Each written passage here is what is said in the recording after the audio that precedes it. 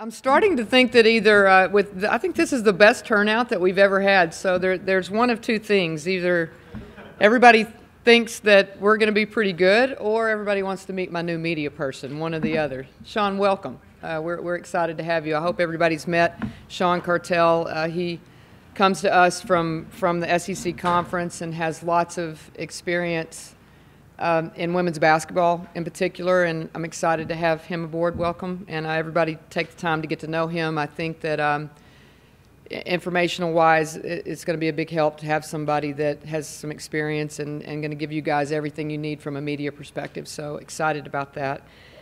Really excited about the year. It's amazing to think that it's right around the corner again, and we start up on Saturday, but I will say this much, we're ready to play. And I say that in very liberal terms, in a sense that I don't know exactly what we're going to look like on Saturday, but I think we need to play. We've been practicing a long time. We've had a couple of scrimmages where we've gotten a little bit of a beat on how our team is going to perform early, but I think it's time for the players to get into game action and look at what they need to do, what we need to improve on, where our strengths and weaknesses are. And in particular, gives some young players a chance to get under the lights. I think we have an exciting group of young players, the best mix that we've had since we've been here. We've talked every year about youth and inexperience and all of that, but it's definitely not something that should or will be an excuse this year at all. I think we have a mix of older players that really understand the Big 12 Conference, the grind of the Big 12 Conference, but I think they also understand how to be in some big games. And the best part about that was their experiences last year in the run that we made in the Big 12 tournament. Even though we fell short, I thought it was great for them to be in that atmosphere and know what that felt like to be in a championship game. And then to go on the road and beat a home team in Cal. Obviously, Western Kentucky wasn't easy. But to beat Cal on their home floor and them have the talent that they had on their home court was a great, great win for us. So I think that the steps were taken for them to get more experience and be in a big game atmosphere, and we can build on that. And then you have the influx of the young players. I think our sophomores are better, more mature. They look like they don't have the deer in the headlights look at all anymore. And then I think our freshman class is going to contribute. So very, very excited. We have a few new members to our staff that when you get on the floor, again, I introduced Sean, and we have an assistant coach in Tina Thompson that's new to us that I know everyone's aware of, but we also have a new trainer and just a new group that we've instilled with our old group, and I'm really, really pleased with where our program is right now. Yesterday was a big day. Terrific day for our program, a banner day. And that's a tribute to our coaching staff, support staff that deal with the visits when these young people come on their visits. And it's also a tribute to your players. I think people discount that in recruiting when everybody talks about how great recruiting is going, and it's going pretty good here. First and foremost, your staff is terrific when your recruiting is good. But I also think your players have to be good, because they have to want to have talented players play with them. And it's always a good sign when you're able to garner a great class, because those players host these people, they're friends with a lot of them, so they're saying what I would think is a good message for Texas. Questions? You mentioned the win at Cal and the value that you gained from that experiences. And I say this as I smile, but was there also lessons to be learned from going to that next game, even though it didn't go well, the fact that you played a program like UConn and got to the Sweet 16 and played a Sweet 16 game? I think there was a lesson learned in the experience of it. I think when you get a whipping like we did, it's hard to learn a lot of, look at the film and say that was a good old-fashioned butt kicking. And I think what you take from that experience is that's where we need to be. Most definitely. That's the best team in the country by far. That's the bar. And so we know that where we need to go to get there. But I also think that along the way in that journey to get there, we learned a lot of valuable lessons that we can now talk about. For example, I was talking to one of the players yesterday about the difficulty in that path. And part of this was the conversation was about our goal to have a great year and host. That's a very important goal, I think, for every team, is to finish in the top 16 and have a chance to host. But in saying that, you could reflect back on how difficult the journey was to go out to California after we had really come off the Big 12 run in the tournament, then go to California, come back here, get in at 6 in the morning or whatever time we did, and then have a couple of days and turn around and go east.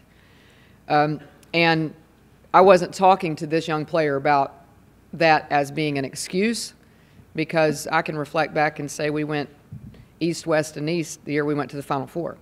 So it can be done, but it was an experience in learning how to do that. And they had never had that kind of experience. So I think you take all of that, and it should fuel the fire. I think, in particular, the hosting. Because some of them, I'm not sure that was really an understanding with them as to how important maybe hosting the first 2 rounds is. So a definite goal for our team. The way last season went with a run to the Sweet 16, playing for the Big 12 championship, coming in preseason, top 12, what's the pressure like now? It's expectations are like they haven't been here for a while. Well, I think the players want the pressure. I mean, they want the expectations, and they understand them, and so does our staff. I think the challenge for our team really, and we've talked about it a lot, and again, last year was a learning experience in a lot of ways. We had the injuries we had to overcome, which is adversity, which you hope young people will learn something from, but also the highs and the lows. We got out of the gate so fast. It was, great to beat Stanford, great to beat Tennessee, great to be number 3 in the country. It was unexpected and almost unprepared for, because then they had to go through the highs and the lows of learning how, you lose a game, you can't let that turn into another loss. So I think that they have a better understanding of, okay, let's say we win a few games and people are noticing us, it still doesn't really mean anything throughout the process. You still have to stay with the task ahead every single day, and I'm not sure that they really knew how to not go high and low last year. And I think they've talked about that a lot, how to stay a little bit more on an even keel throughout the year. How proud are you of the rise of this program the last few years, getting deeper into the tournament and getting the recruiting classes that you guys have been getting? Well, I'm really proud of it because, first and foremost, we do it the right way. I think when you talk about the integrity of my coaching staff and how difficult and competitive recruiting is nowadays, I'm really proud that we do it right. And, the recruiting has happened throughout the relationship building that my staff has done. And again, the players. So I think the proud moment for me is that you see that it's a common goal with everybody. I don't want to make it sound like we think making it to the Sweet 16 is enough. I mean, that's obviously not where we want to be. We have higher aspirations than that, but I am really proud of where we were when we got here and where we are now and the potential of where we're going to be. Coach, with LaShawn Higgs, what does she bring to the table overall connections with the staff? What does she bring on the table on the court? She's just extremely dynamic. That's the best word. There's a lot of adjectives for LaShawn. Coachable, very, very driven. But the best word I can use is dynamic, and it includes the ability to score, the ability to create shots for herself and others, and really a playmaker defensively too, which we were talking about this the other day. And the one thing that I would like for us to find this year is someone that really can make some defensive plays at the guard position. And I think that the last few recruiting classes we've added some playmakers on the defensive end, but those ability to make plays gives you easy baskets sometimes, and I think we all know that that's a good thing if you can create some easy buckets. So Sky's the limit for her. I don't want to put too much pressure on her. She's got a lot to learn. There's some days you look at her and the eyes are big and she's overwhelmed with the process of just practice every day. But she is one of those that when the lights come on, you can bet that something's going to happen. Guard is your deepest position. How, as a coach, what are you looking for that separates this player over that player? What are you looking for as far as that player deserves minutes, maybe more than this one? What are you looking for to gel like that? Well, I think you look for consistency in practice. Funny that you asked that question. We had a conversation as a staff today about what when we start developing lineups and those types of things, what are we looking for? And the two things that we talked about the most of all as a consensus between our staff was consistency and production. I mean, those two things have to, we're at a point where production matters at this level, and those that are able to produce on the offensive and the defensive end both are the ones that are probably going to develop the most minutes. But I do think that we have enough depth. And again, I want to say depth in a sense that I think it's what we're going to have. It's not necessarily what we have right now, because we do have some players that are returning from injuries. I don't want to say injuries, from off-season rehabilitation. So we have some that are not completely full strength right now. And as they filter in and we become full strength, then the exciting thing about this team is going to be the different looks we can give teams. I think we can have a big group, a big lineup that may show some zone with. We have a team that you could line up and press and create a lot of havoc. So I think we have a lot of opportunities to really have some fun with this team. But again, it may not be right off the bat. We do have some that are recovering. Imani only played or started 8 games all last year. If she stays healthy, seeing what she did in the Big 12 and the NCAAs, what's the limit? Where's the limit for her? It's exciting to see her out there, I can tell you that, because it's the first time that she's been full strength in preseason. So it's fun to watch her work every day and work on her craft every day and try to get better. And actually, I think she feels the ability to lead some because she's actually out there every day now. So it will be exciting to see what kind of year she has, because when you look at her right now, I mean, realistically, even though she had to rest this summer, she's probably where she was in January or even maybe February of last year. So the potential for her to have a tremendous year is absolutely there, and that's obviously exciting because Imani is a difference maker. No question. Married life hasn't changed her. Married life has been good for Imani, actually. She's calmer, but gosh, I kind of feel like she's been married the whole time she's been here.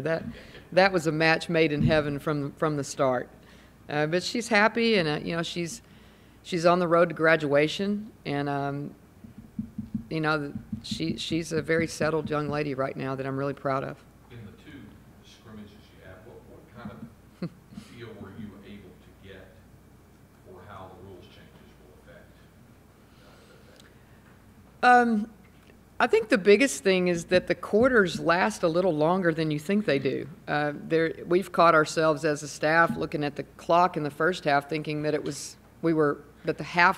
the first quarter, thinking the half was about to be over.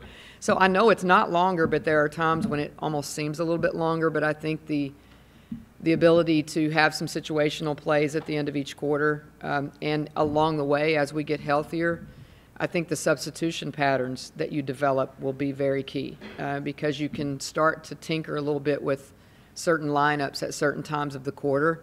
But I'm not there yet with that. But I definitely, even as I think back to my high school coaching days, we had quarters, and you could really develop some fun things within the quarters to do with the system if you have the players to do it. How about the 2 shots after the 5 fouls? Now, that's been interesting. Good question. That's been interesting. First of all, you better work on your free throws.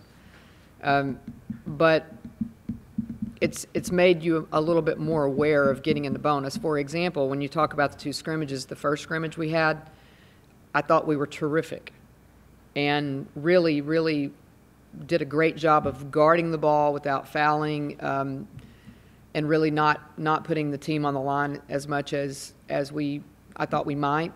And then we turned around in the second scrimmage and fouled the whole game. And, so I think it's time to get under the lights and see what they can do when everybody's watching, so to say, and see if we can sharpen up just a little bit. Because we've had a couple of scrimmages against other universities, and we've had 2 or 3 against our guys. So, and right now, to be honest with you, if I could say the nature of our team, it's inconsistent. Because we look good some days and we look very sharp, and then there's some days when we don't. And I don't know if that's attributed to our lack of discipline or whether it's attributed to the fact that we still have some players that are being acclimated back in. It's almost the reversal of last year, where every time we turned around someone was leaving. We're incorporating players, which is much better. I would much rather have that. But we are continually right now incorporating players back into practice. I love having them and love the bodies, but again, it's a work in progress for us. What's the biggest challenge for you this year? I think to be patient with this team, because we had a multitude of players that did not get summer work and even fall work. So I think the patience level needs to be at a high for me, because I've, in the back of my mind, I've told myself we're not going to be where we need to be till possibly late December or January. But every day you want to, you know what you're capable of. But from a chemistry perspective and even a conditioning perspective, that's not realistic for this team. So again, it's almost the opposite of how I thought we came out guns blazing last year. I think it's going to be a little bit of the opposite. I don't need to have unrealistic expectations in the beginning. That's not to say you won't. It's just No, exactly. Chemistry will be a big deal because, again, we're incorporating people that haven't been able to get reps.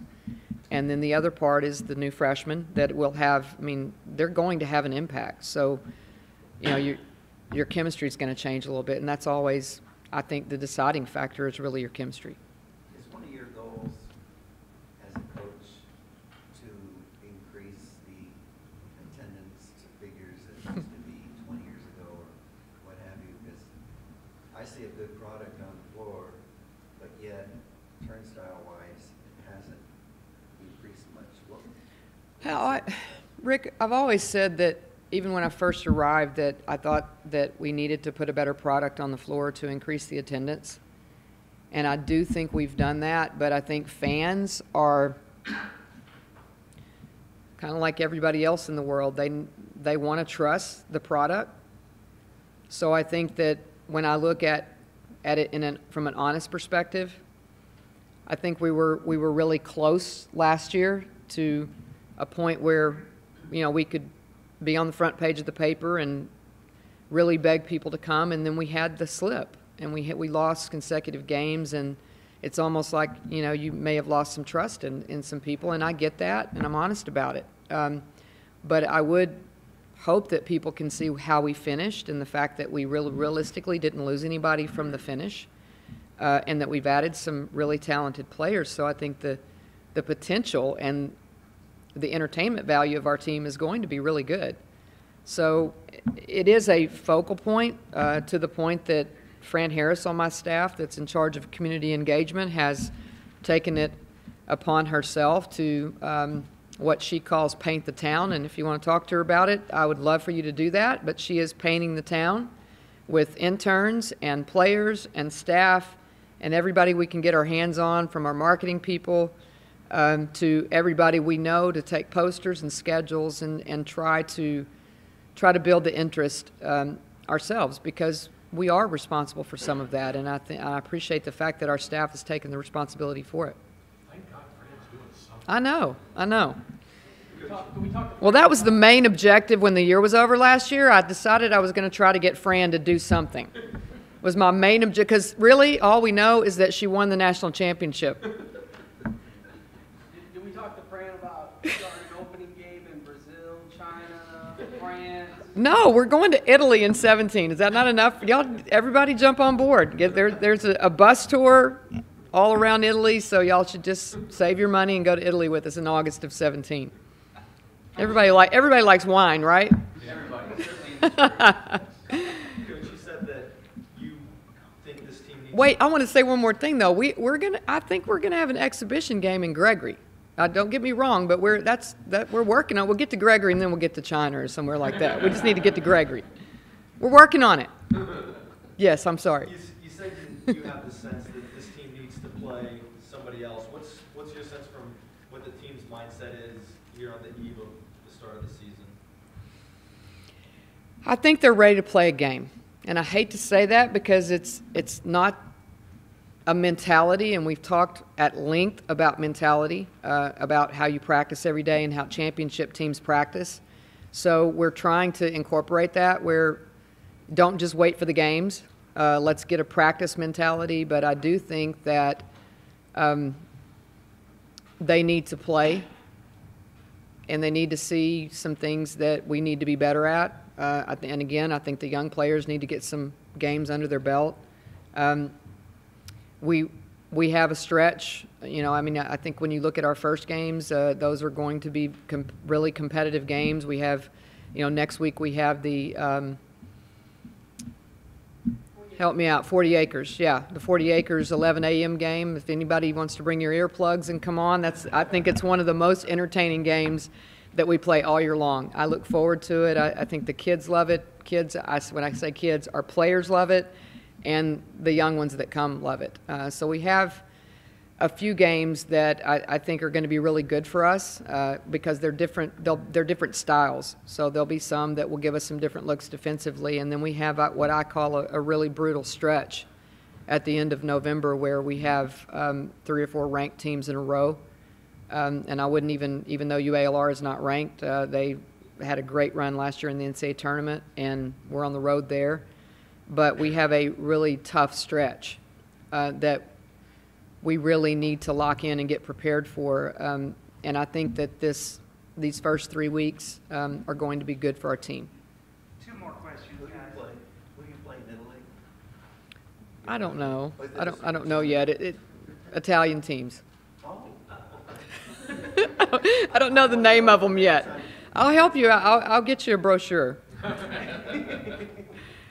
We were actually supposed to go to Italy this summer, and we had some glitches in that, so we moved it to the fall of 2017. So I know Kelsey just walked in the door, but the older players were not real happy with me that we had to move it. So they've asked me if their graduation present could they tag along to Italy with us. But it'll be everybody I've talked to. It's a foreign tour, and everybody I've talked to that has taken this trip says it is phenomenal. A&M.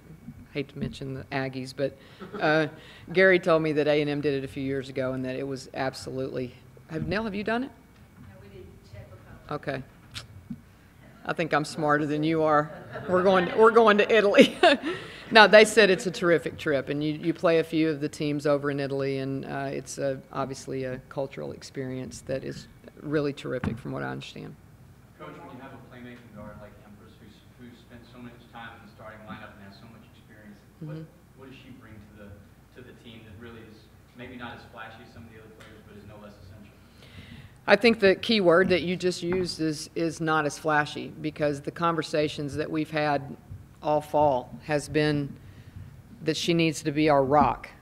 And I talked to her a lot about, the fact that she needs to be a stat filler, and her understanding of what we go up against every day, her understanding of the league, her experience should be that she's not trying to be flashy. It should be that she is the most consistent player that we have. And when you start talking about her, she has the capabilities of, maybe scoring 8 to 10 points, but also getting 5 or 6 rebounds, having 5 assists. So the key for her, I think, is to not do too much. I think to try to be that rock for our team and be the example every day for the young players, defend, rebound, talk on defense, lead, because she can.